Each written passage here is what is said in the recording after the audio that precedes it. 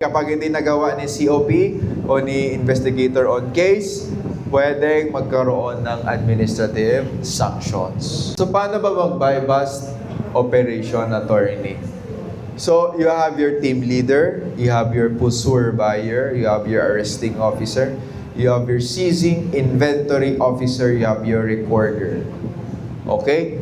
Must include at least one female operative. Bakit?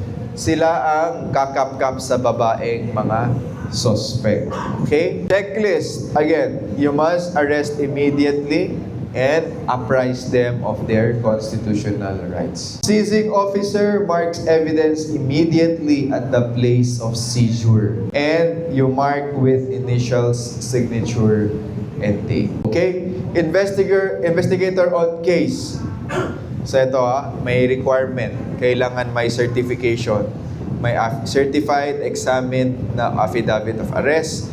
You have guided the affiant in preparation. Yung chief of police, you must have examined all documents before filing with the prosecutor. Okay? Kapag hindi nagawa ni COP o ni investigator on case, pwedeng magkaroon ng administrative sanctions.